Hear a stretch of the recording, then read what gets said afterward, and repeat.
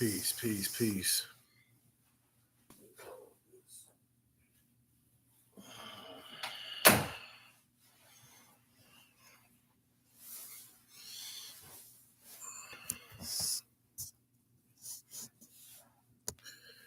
Peace, man. It's your brother Obafemi.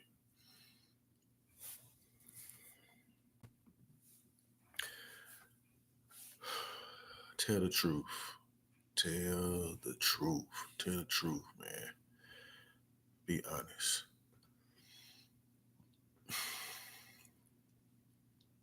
Yo, so peace, Black Power, free the land, race first, a baby for Hodier.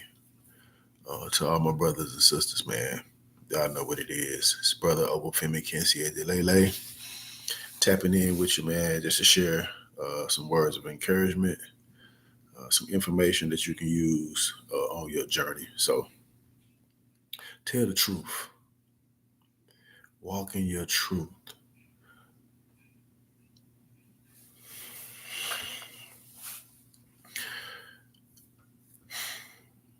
So the premise behind it, man,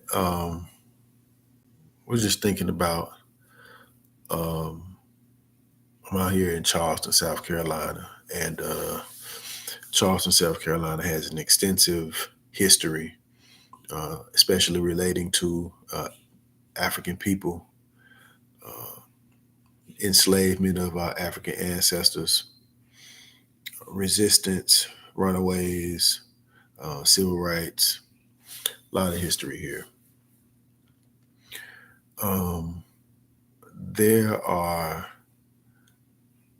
different ways that the history has been preserved out here, and you're able to interact with it. But in the backdrop of that, of course, I ain't been through every street and every neighborhood in Charleston, but I see some commonalities, as it with most places where you find concentrations of Black people. Yeah, a lot of our people are living in despair. And it's as if the crimes that were perpetuated upon our people haven't affected the people and still affect the people today. And there are people who are living today who have benefited from the kidnap, capture, and enslavement and plantation life situations that some of our ancestors had to endure. And their families benefited, and ours took the short end of the stick. So,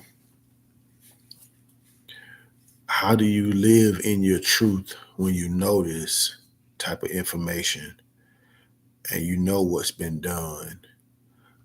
We've been socialized to forget, to forgive, to turn the other cheek to today's issues and problems, and just go along to try to get along, make as much money as you can, and hopefully that'll soften the damage or the impact of this parasitic system that we live in. Imperialism, capitalism, racism, white male chauvinistic, white male patriarchal, white supremacist, white terror domination type of system. How do we go forward and live in our truth? How do we create safe, liberated spaces for us to be who we are authentically? As I travel in the islands, I've done spent some time out on James Island. I spent some time out on John's Island. I talked to some of the elders out there, and yeah, man.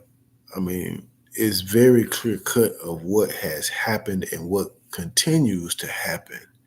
And some of us have fought, some of us are fighting, And some of us will not fight. The fight has been zapped from some of us.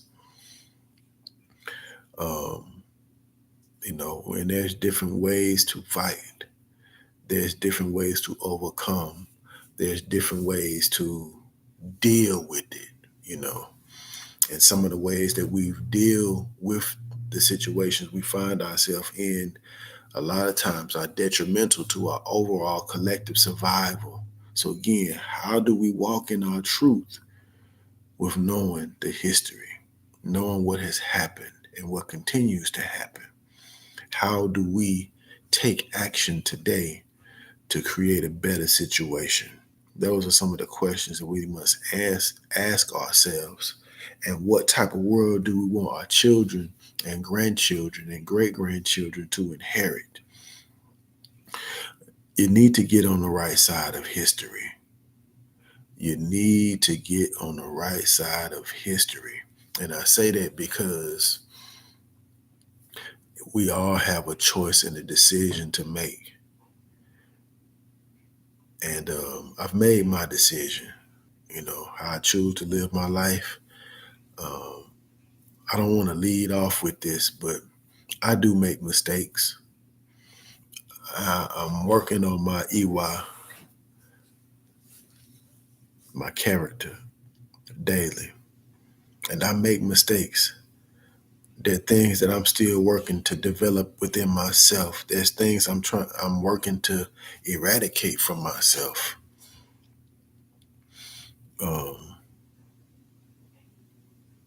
We have to learn how to love ourselves more than the hate that's been placed up on us. We have to learn to love ourselves more than other folks hate us. And you can say, well, they don't really hate us. Nobody hates us. Nobody thinking about us. You can move how you want to move, but the history and the current climate, dictates to me of how I move. So I'm not a college educated researcher. I didn't go to school to learn the art of research. I think I fare pretty decent. I do have elders. Elders have given me some serious tools to work with, and I've put them to use. And also get some updated information as well and analyze situations, so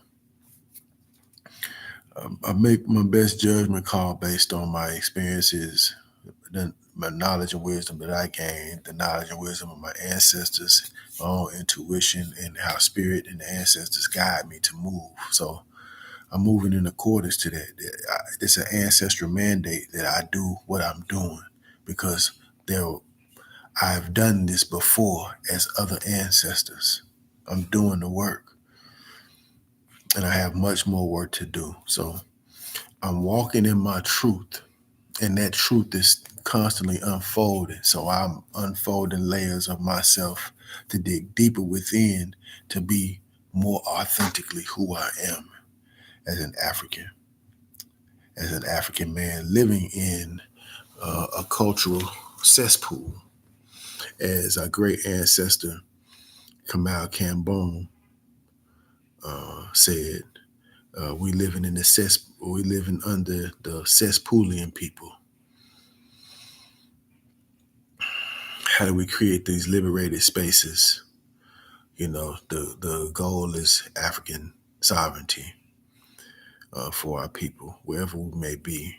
But we understand what's at stake, what lands are up at stake.